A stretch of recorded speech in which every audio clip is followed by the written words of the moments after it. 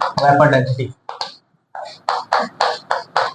ठीक, अब ये क्या होता है, अभी तक एवरेज एटॉमिक मास वगैरह सब कर लिया ना, इसके भी क्वेश्चन थोड़े मिक्स होके आएंगे। वेपर डेंसिटी होता है, डेंसिटी तो जानते हो ना सब तुम लोग, क्या होता है, density is equal to mass upon volume. तो density of any gas with respect to the density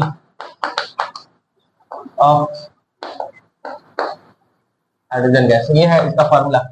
और अगर डेफिनेशन है, मतलब अगर फॉर्मूला की बात करें तो ये आ जाएगा vapour density is equal to molecular mass by 2।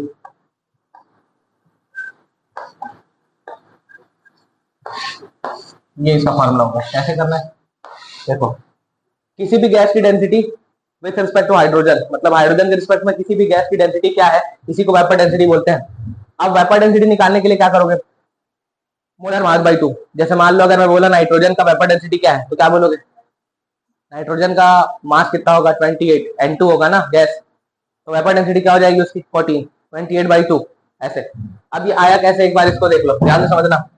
Ideal gas equation सबको पता है, PV equal to nRT, n number of mole, P pressure, V volume, R gas constant और T टेम्परेचर है। अब ध्यान से समझना यहाँ से, अगर मैं इसको ऐसा लिखता हूँ, नंबर ऑफ मोल का फॉर्मूला लिखूं, PV equal to n given mass W upon molar mass m। Molar mass है ये R T, इधर भेजो तो ये PM, और वहां पर क्या जाएगा, W बाय V RT। यहाँ से ये क्या बन जाएगा, PM इक्वल टू DRT, और D है डेंसिटी, तो D की वैल्यू क्या आ जाएगी, PM अपॉन RT, यही तो आएगा ना। अब ध्यान से समझना, ये M तो है मोलर मास। अब अगर मेरे को किसी भी गैस की वेपर डेंसिटी लिखनी है, तो vapour density of any gas क्या हो जाएगा, by definition density of any gas with respect to density of hydrogen gas. तो ठीक है ना, एक काम करते हैं, वेपर डेंसिटी अपन निकालते हैं, तो यहाँ पर लिख देते हैं डेंसिटी ऑफ गैस अपॉन क्या जाएगा, डेंसिटी ऑफ हाइड्रोजन गैस, यही तो आएगा ना। समझ में आया कि नहीं कैसे लिखा, विथ रिस्पेक्ट टू हाइड्रोजन है तो इसी से डिवाइड करो। अब अगर ऐसा है तो सीधे सीधे डेंसिटी का फॉर्मूला है PM अपॉन RT, तो डेंसिटी ऑफ गैस यहाँ पर आ जाएगा आपके पास D, P molar mass of gas है ना, अपॉन RT, तो ये डेंसिटी ऑफ गैस हुआ, upon density of hydrogen gas, तो P into molar mass of hydrogen gas upon RT।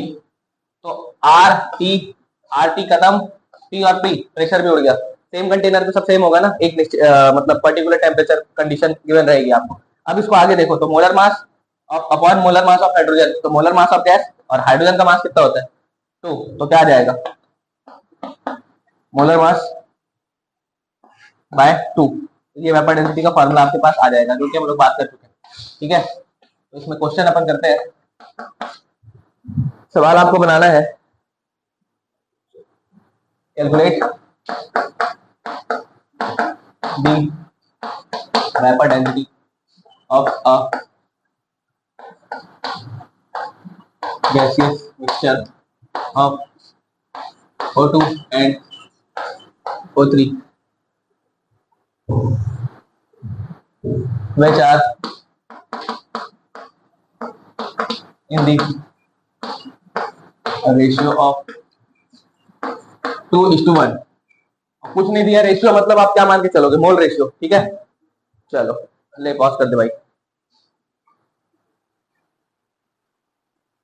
देखो बोल रहा है वेपर डेंसिटी निकालना है गैसियस मिक्सचर का। अब आप मोलर मास निकाल लो, एम एवरेज निकाल ही लोगे ना, उसको 2 से डिवाइड कर देना, आ जाएगा। ध्यान से समझते हैं, मोलर मास निकालना है आपको, पर एवरेज वाला निकालोगे एम एवरेज आएगा, मिक्सचर है ना। और फॉर्मूला कल ही पढ़े थे, क्या पढ़े थे, M1A plus M2B upon A plus B। तो इसका जो एम एवरेज है वो आपको साफ चमकता हुआ आता दिखेगा, M1, इसका मास कितना होगा 32, 2 है ना ऑक्सीजन, M1A रेशियो कितना है 2 प्लस M2, उसका मास कितना है into 1 upon A plus B, 2 + 1 कितना आ रहा है ये आएगा आपके पास 64 प्लस 48 अपॉन 3, 64 प्लस 48, 64 और 40 हो गया आपके 104 और 8 112, 112/3 है ना। तो 112/3, तो कोई वेपर डेंसिटी पूछेगा तो 2 से और डिवाइड करना है आपको, तो 112 डिवाइडेड बाई 6, तो ये वेपर डेंसिटी सीधे आएगा। ठीक, चलो ये एक सवाल और लिखता हूँ, इधर वाला लिख डाले हो ना।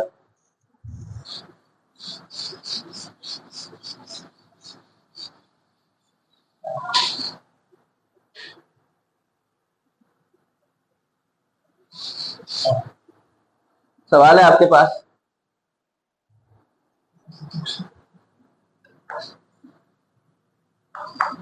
Calculate the molar composition of a gaseous mixture whose vapor density is 36, है ना। मिक्सचर जो है ना वो किसका किसका है, mixture is of SO2 and SO3। ये वेपर डेंसिटी 36 दी हुई है, आपको इसका मोलर कंपोजिशन बताना है, ठीक है। तो बताओ, ले भाई पॉज मार उसको, वो आगे ही बैठ जाए। देखो ध्यान से, molar composition of a gaseous mixture, मतलब कंपोजिशन निकालना है ना। वेपर डेंसिटी 36 दी हुई है, अगर सोच के देखो, वेपर डेंसिटी इक्वल टू क्या होता है, मोलर मास बाई 2। अच्छा यहाँ पर अगर मिक्सचर दिया होगा तो यहाँ पर जो मास होगा वो तो एवरेज वाला ही होगा ना, एम एवरेज बाई 2 हो जाएगा। तो यहाँ से एम एवरेज की वैल्यू क्या आ जाएगी आपके पास, vapour density into 2। Vapour density कितना है, ये कितना आ गया, तो एवरेज मोलर मास आपके पास आ गया 72। लगाओ formula m1a plus m2b upon a plus B, तो 72 इक्वल टू क्या आ जाएगा। ओहो, एक चीज और करना पड़ेगा, पता है क्या, ध्यान से देखना, एक SO2 है एक SO3 है, कंपोजिशन निकालना है तो आप एक कैसे करोगे, SO2 और SO3, अगर टोटल परसेंटेज की बात करूं तो 100% होगा, एक को क्या ले लो x, दूसरा क्या हो जाएगा 100 माइनस एक्स। आप सीधे सॉल्व कर लेंगे, m1a फॉर्मूला आपको पता ही है एम एवरेज का, पढ़ चुके हम लोग,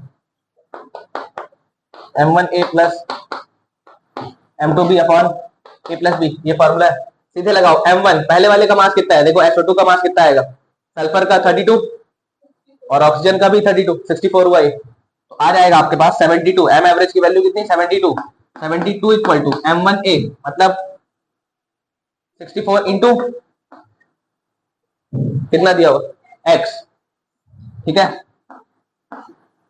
प्लस m2 कितना है SO3, तो सल्फर का 32, इसका 48, कितना हुआ 80, तो 80 into divided by x plus 100 minus x, यही तो होगा, और यहाँ से x आ जाएगा, क्रॉस मल्टीप्लाई कर लेना, ठीक है, x फाइंड कर लेना।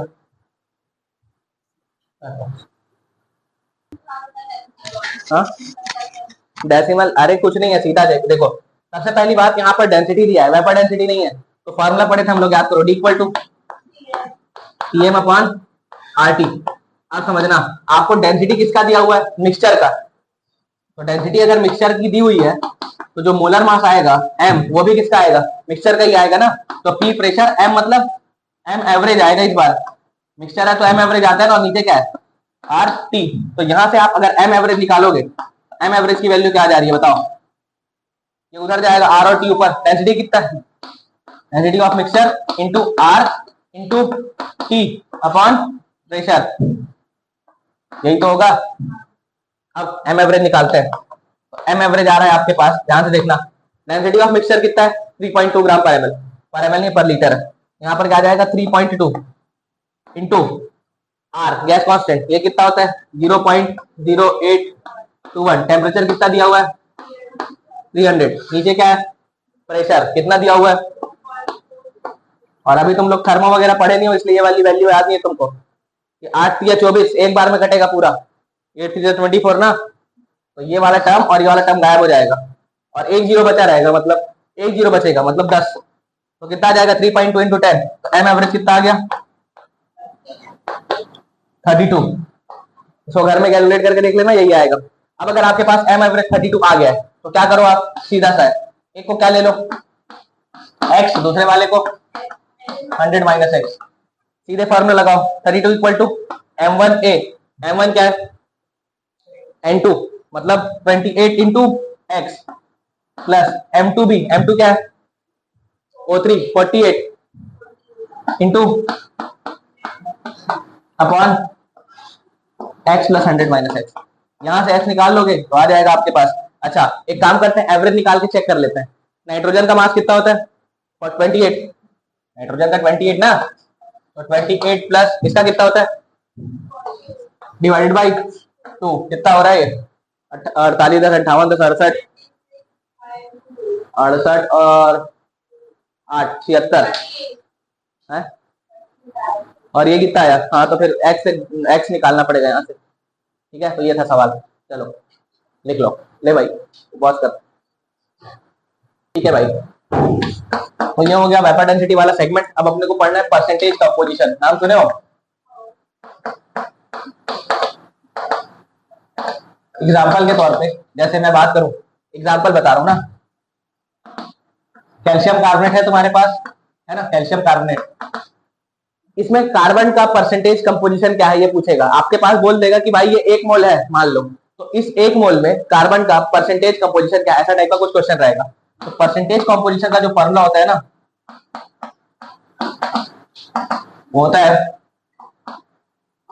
जिसका भी आपको परसेंटेज निकालना है उसका मास, मतलब mass of desired element in compound, उस कंपाउंड में जिसका भी आपको मास निकालना हो, सॉरी जिसका भी परसेंटेज निकालना हो उसका mass divided by total mass of compound, नीचे टोटल मास इनटू 100, ये हुआ। अब ध्यान से समझना, ये है फॉर्मूला आपका।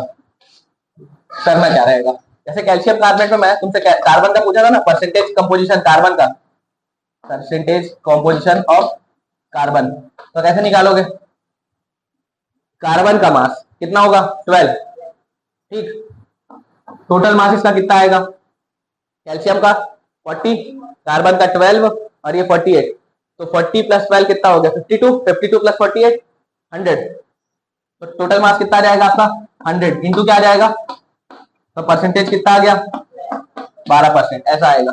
मतलब अगर मैं तुमसे पूछूं कि जैसे मान लो CuSO4.5H2O ब्लू विट्रियोल, इसको घर से बना के ले आना, सबका परसेंटेज निकाल लेना, वापर का, सल्फर का, ऑक्सीजन का, हाइड्रोजन का, सबका, सबको तो कर ही लोगे आराम से, यही तो करना है गुणा भाग। तो क्वेश्चन ऐसा नहीं आएगा, क्वेश्चन जो मैं फ्रेम करूंगा वो आएगा। ठीक है, तो मैं क्वेश्चन लिखता हूँ, तुम लोग तब तक उसको लिखो। ये तो हो गया ना,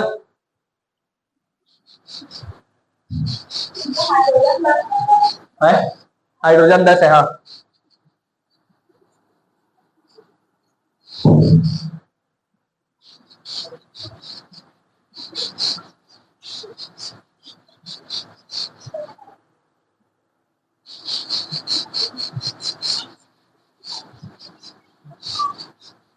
चलो क्वेश्चन है आपके पास,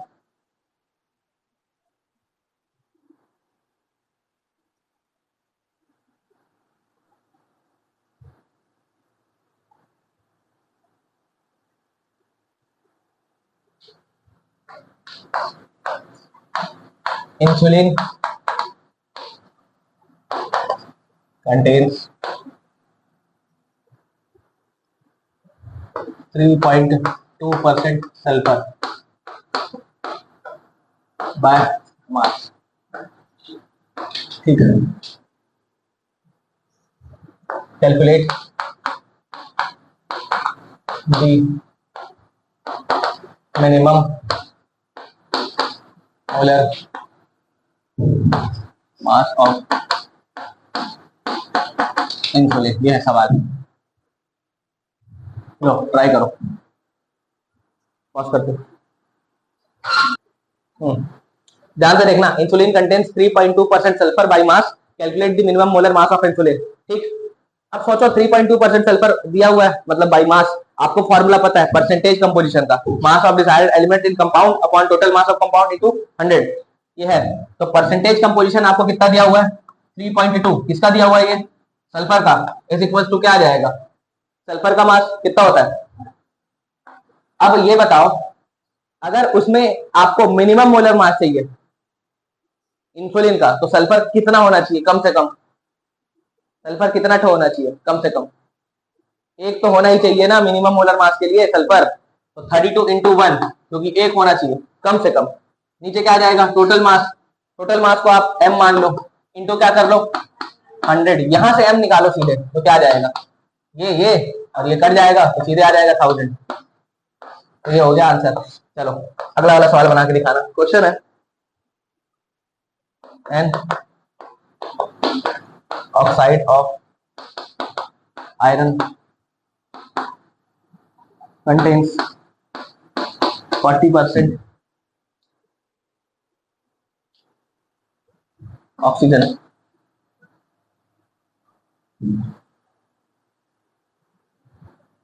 calculate number of oxygen atom। ठीक है, मास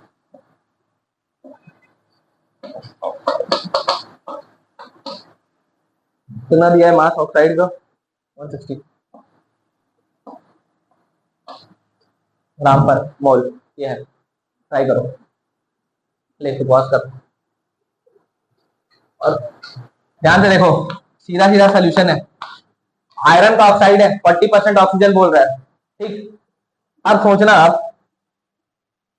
40% ऑक्सीजन, तो ऑक्सीजन का मास दिया हुआ आपके पास, मतलब परसेंटेज दिया हुआ है ना, तो 40 इज इक्वल टू क्या आ जाएगा आपके पास, mass of oxygen upon total mass into 100। तो ऑक्सीजन का मास कितना होता है, एक ठो का 16। अब आपको ये पता ही नहीं है कितना ठो ऑक्सीजन का एटम है, H मान लो, आ गया। अगर एक एटम होगा 16 इंटू 1, दो होगा 16 इंटू 2, अपने को पता नहीं कितना है, H मान लिए, नीचे क्या आ जाएगा टोटल मास M इंटू 100। तो ये और ये कटा, और क्या आ जाएगा 160। 4 टाइम्स और कर लो ना, कितना आ गया,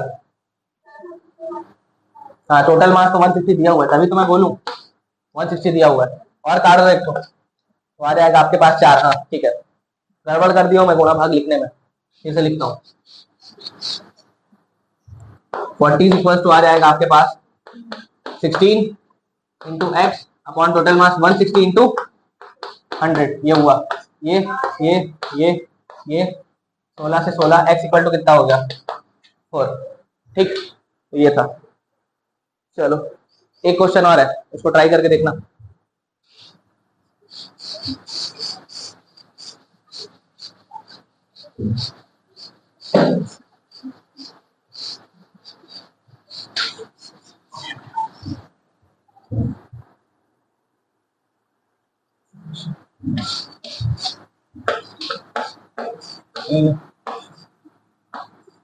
hydrated chloride of magnesium, the percentage of H2O is 53.2।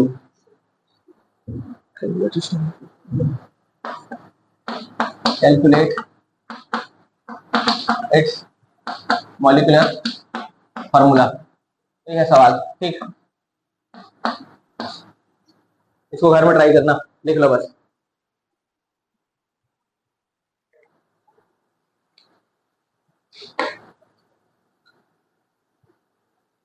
ले पॉज करके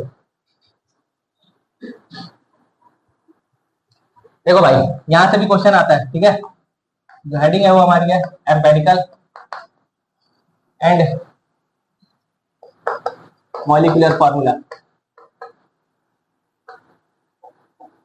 मैं पहले समझा देता हूँ होता क्या, उसके बाद डिफाइन कर लेंगे। देखो, मॉलिक्यूलर फार्मूला बचपन से पढ़ते आ रहे हो। Molecular formula.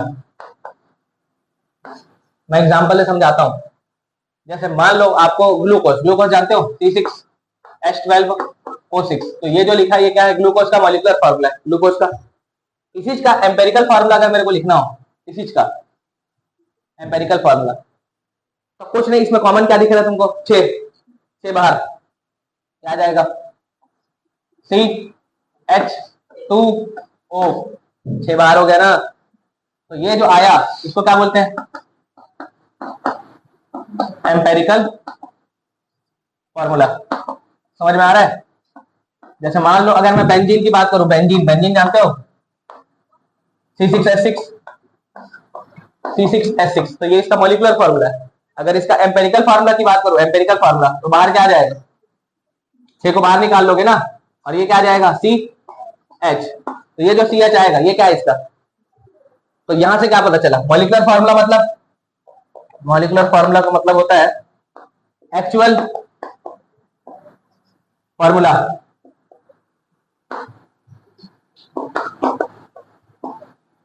Actual formula of compound which provide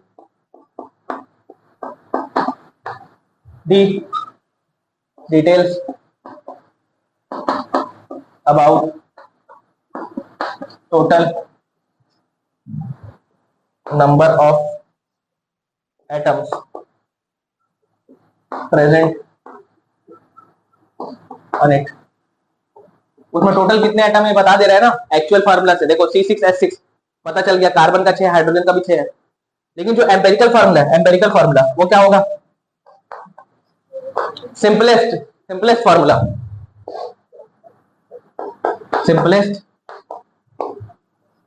formula of given compound. तो ये मॉलिक्यूलर फार्मूला है और ये एम्पेरिकल फार्मूला है। एक बहुत इंपॉर्टेंट बात इसमें अपने को जो पता होना चाहिए वो ये है, ध्यान से देखना। अगर मैं बात करूं यही ग्लूकोज के लिए, ठीक है, ग्लूकोज के लिए, तो अगर मैं ग्लूकोज लिखता हूं C6H12O6, और अगर मैं यहां पर 6 को कॉमन निकाल के लिखता हूं CH2O, ध्यान से समझना क्या बताना चाह रहा हूं। अगर मैं इसका मॉलिक्यूलर फार्मूला मास लिखूं, मॉलिक्यूलर फार्मूला मास कितना आ रहा है बताओ, ग्लूकोज का 180 आता है, मॉलिक्यूलर फार्मूला मास 180 तो आएगा। अच्छा, अगर मैं इसका एम्पेरिकल फार्मूला मास लिखूंगा तब कितना आएगा, एम्पेरिकल फार्मूला मास CH2O, जोड़ लो, कार्बन का 12, हाइड्रोजन 2, 14 और ये 16, 30 हुआ ना, तो कितना आया 30। सोच के देखो, ये जो बाहर कॉमन निकाले हो उससे अगर मैं मल्टीप्लाई कर दिया, इससे मल्टीप्लाई करूंगा तो वापस से क्या आ जाएगा, मॉलिक्यूलर फार्मूला मास आ जाएगा ना। तो यहां से मैं क्या लिख सकता हूं, इसको मैं n नाम दे दे रहा हूं अभी के लिए, m, ठीक है। तो n इक्वल टू, जो बाहर कॉमन निकालते हैं ना, जो बाहर कॉमन निकालते हैं वो वाला है, मोल वाला नहीं, n इक्वल टू आपके पास क्या आ जाएगा, molecular formula mass, molecular formula mass divided by empirical formula mass. तो यहां से आपके पास क्या आ जाएगा, n भी निकाल सकते हैं हम लोग कितना है, ठीक है। n मतलब जो बाहर कॉमन निकाले थे वो बाहर पता चल जाएगा अपने को क्या है। अगर और अगर हमारे पास n है तो एम्पेरिकल फार्मूला मल्टीप्लाई करके मॉलिक्यूलर फार्मूला का मास निकाल सकते हैं, मतलब रिलेशन आ जाएगा दोनों में अगर n है तो, ठीक है। ले चल पॉज कर आगे चलते हैं। फार्मूला हम लोग बहुत अलग तरीके से निकालेंगे, ठीक है, वो डब्बा वाले मेथड से निकालते हैं कुछ लोग।